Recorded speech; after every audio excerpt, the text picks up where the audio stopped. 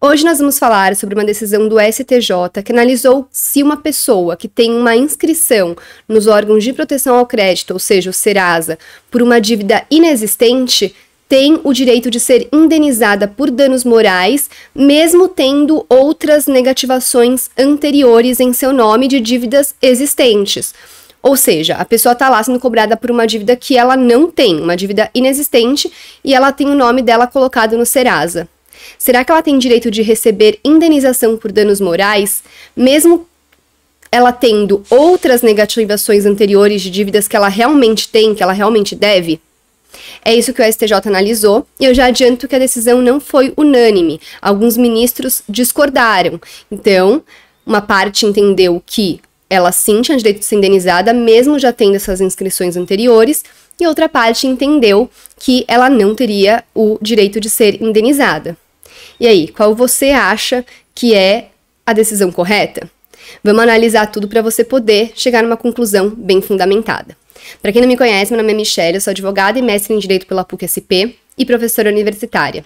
Aqui no canal a gente analisa os precedentes judiciais, porque não basta a gente saber o que diz a lei escrita, a gente precisa saber como ela está sendo interpretada pelos nossos tribunais para garantir segurança jurídica, igualdade e legalidade.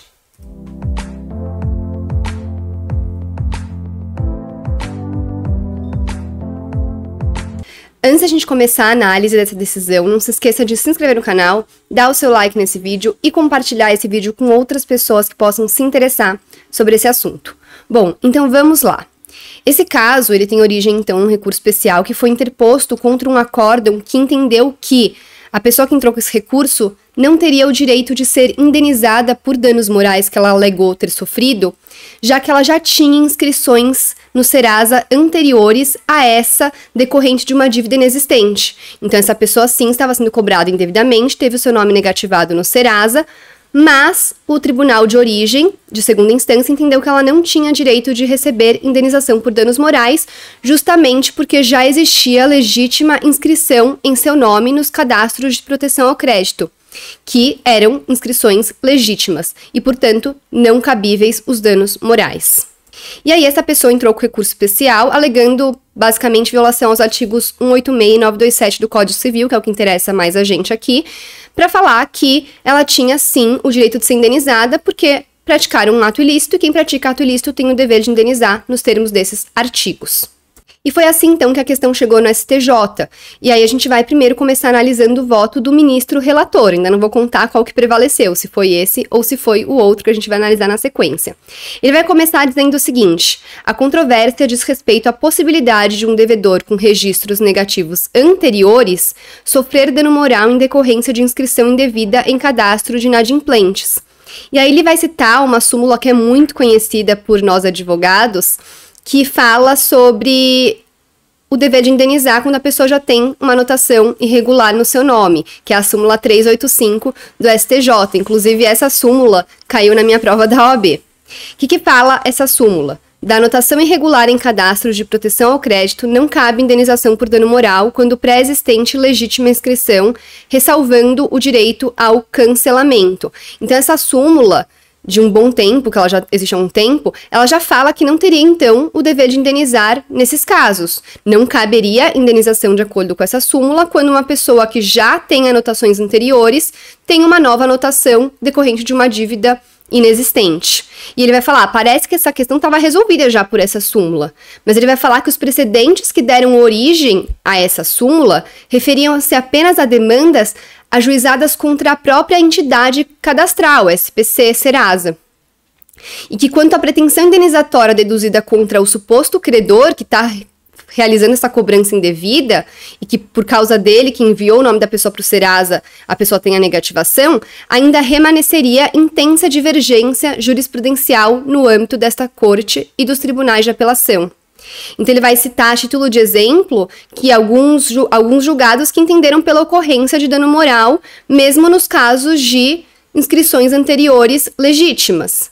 E vai citar também da mesma maneira julgados que entenderam pelo sentido contrário, ou seja, pela não ocorrência de danos morais. E aí ele vai começar a fundamentar o seu entendimento, dizendo que para ele a inscrição indevida em cadastro de inadimplentes sempre causa dano moral, pois a informação desabonadora atinge o consumidor em sua honra objetiva, que se insere nos direitos da personalidade. E que, considerando-se que o devedor é titular de direitos da personalidade, porque os direitos da personalidade, são direitos universais, a circunstância de possuir registros negativos anteriores não pode abalar a proteção de seu status jurídico em relação a atos ilícitos supervenientes, ou seja, posteriores.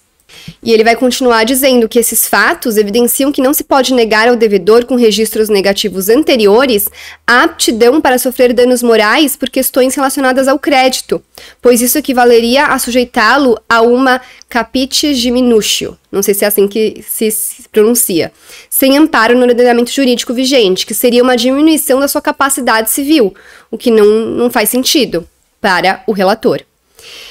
Aí ele vai continuar. Relembre-se que a divulgação de uma informação falsa com conteúdo desabonador causa danos à honra do ofendido in re ipsa, ou seja, danos presumidos que dispensam a produção de prova nesse sentido, ressalvando-se apenas caso em que prevalece a liberdade de expressão ou outro direito fundamental. Há, portanto, dano moral a ser indenizado em razão da simples disponibilização ao mercado de uma informação inverídica, ainda que uma anterior fosse verdadeira, ou seja, ainda que essa pessoa já tivesse outras anotações verdadeiras em seu nome decorrentes de dívidas existentes, ela tem sim o direito de ser indenizada por uma negativação posterior decorrente de uma dívida inexistente. Ela tem sim o direito de receber danos morais por conta dessa outra negativação, até porque quanto mais negativação a pessoa vai tendo, mais ela vai tendo o seu nome manchado perante a sociedade como um mau pagador, uma má pagadora. O que ele vai falar é que isso não retira o direito da pessoa ser indenizada, então, mas que o fato de ter negativações anteriores pode ser uma causa para que o valor do dano moral seja num valor menor. Então, ele vai falar justamente isso. As inscrições indevidas seguintes, enquanto a primeira se mantiver ativa, também causam uma lesão à honra objetiva do devedor, embora de menor extensão, o que deverá ser objeto de avaliação no momento do arbitramento da indenização por dano moral. Repise-se que esse dano moral à honra objetiva do devedor também é in re ipsa, ou seja, não necessita de prova. No entanto, como eu havia adiantado, o voto do relator não foi o voto vencedor. Na verdade, eu não tinha adiantado isso, tinha falado que eu ainda não ia dizer qual que era, mas agora então tô contando. O voto dele não prevaleceu. Teve um voto divergente que veio a ser o voto vencedor, com o qual a maioria dos ministros concordaram, que foi o voto da ministra Maria Isabel Galotti. Ela vai começar relembrando como que esse tema vinha sendo abordado pelo STJ. Então, ela vai dizer, conforme lembrado no voto da ministra Nancy Andrighi no recurso especial X, inicialmente a jurisprudência do STJ orientava-se no sentido de que a existência de outros registros desabonadores não afastava a caracterização do dano moral, apenas era considerada para efeito de diminuir o valor da indenização. Este entendimento, contudo, foi sendo gradativamente alterado, como se observa do acórdão no RESP, um dos precedentes que deu origem à súmula 385 de relatoria, julgado, etc. E aí ela vai citar esse julgado que ela mencionou. Então, o STJ começou entendendo que sempre cabia dano moral. Aí depois esse entendimento foi sendo alterado até dar origem à súmula 385, que o ministro relator falou que, apesar de ser uma súmula que está vigente, né, que produz seus efeitos, ela não teria tido como base precedentes que analisaram a situação do credor que cobra uma dívida inexistente, só realmente o dever de indenizar do próprio órgão, o SPC, o Serasa. E depois de trazer esse histórico, ela vai dizer basicamente que não existe nenhum motivo para que o principal fundamento que deu origem à súmula 385 também não seja utilizado para essa situação na qual se analisa o dever de indenizar do credor que cobra a dívida inexistente e manda o nome do suposto devedor para o Serasa. Então ela vai falar, embora extraído de ações voltadas contra cadastros restritivos, o fundamento dos precedentes da súmula 385, e aí ela vai citar, quem já é registrado como mal pagador não pode se sentir moralmente ofendido por mais uma inscrição no nome como inadimplente em cadastros de proteção ao crédito, aplica-se também às ações dirigidas contra supostos credores que efetivaram inscrições irregulares. Aí ela vai fazer uma ressalva importante. Isso não quer dizer, ressalvo, que o credor não possa responder por algum outro tipo de excesso. A anotação irregular, já havendo outras inscrições legítimas contemporâneas, não enseja por si só dano moral, mas o dano moral pode ter causa ter por causa de pedir outras atitudes do suposto credor, independentemente da coexistência de anotações regulares, como a insistência em uma cobrança eventualmente vexatória indevida ou o desleixo de cancelar, assim que ciente do erro, a anotação indevida. E com base nisso, ela vai falar que, no caso concreto, o acórdão recorrido que deu origem a esse recurso especial está em consonância com o entendimento acima sustentado, na medida em que reconheceu que houve a inscrição de uma dívida inexistente, donde a determinação de que fosse cancelada a referida anotação, mas indeferiu o pedido de dano moral, pois o recorrente já tinha, na época, um histórico de 14 negativações anteriores. Então, por maioria, foi negado o provimento ao recurso especial e foi, como sempre nesses casos de recursos especiais repetitivos, fixada a seguinte tese: a inscrição indevida comandada pelo credor em cadastro de inadimplentes, quando pré-existente legítima anotação, não enseja indenização por dano moral, ressalvado o direito ao cancelamento, inteligência da súmula 385. Então, basicamente, foi confirmada a inteligência dessa súmula, o enunciado dessa súmula, também para os casos em que se pede indenização contra o credor que enviou o nome do suposto devedor para ser inscrito nos órgãos de proteção ao crédito. E aí, primeira coisa que eu quero saber de você que está me assistindo, com qual voto você concorda? Com o voto do ministro relator, que não foi o que prevaleceu, no sentido de que sempre que tem uma anotação indevida de uma pessoa no Serasa, ela tem o direito de ser indenizada, porque isso se trata de um ato ilícito que causa danos objetivos à honra dessa pessoa, à imagem dessa pessoa? Ou você concorda com o entendimento que prevaleceu da ministra que foi autora do voto vencedor, no sentido de que, quando já existem anotações anteriores, não é o caso de indenização por dano moral? Eu confesso que o voto do ministro relator eu entendi ser um pouco mais fundamentado e eu tendo a concordar mais com o voto do ministro relator que restou vencido.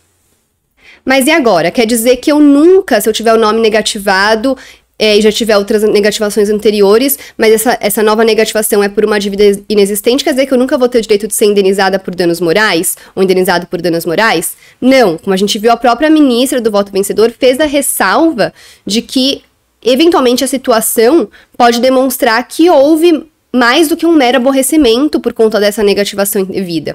Porque não é só a negativação indevida. Se você está sendo cobrado por uma dívida inexistente, você pode ter ligações constantes que estão te perturbando, que estão fazendo o seu tempo útil ser desviado.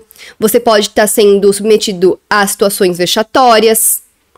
Você pode também ter sido tratado com desrespeito e descaso quando você tentou resolver a situação. Ou a própria pessoa que foi responsável pela negativação do seu nome, mesmo depois de ciente de que a dívida era inexistente, pode ter ficado inerte e não ter feito nada para resolver a questão. Então, pode ter outras situações que geram o dever de indenizar. Agora, entrar com uma ação buscando danos presumidos, danos morais presumidos, só pelo fato de ter tido uma inscrição no Serasa por uma dívida inexistente, quando já se tem outras inscrições anteriores, isso não vai ser o suficiente para conseguir indenização por danos morais em uma eventual ação que trate sobre esse assunto. Tá bom? Por hoje é isso, espero que tenha gostado. De novo, não esqueça de se inscrever no canal, dar o seu like nesse vídeo e compartilhar esse vídeo com outras pessoas que possam se interessar sobre esse tema e também comentar aqui qual que é a sua opinião, com quem você concorda, como eu fiz a pergunta para você. Tá bom? É isso. Obrigada e até semana que vem.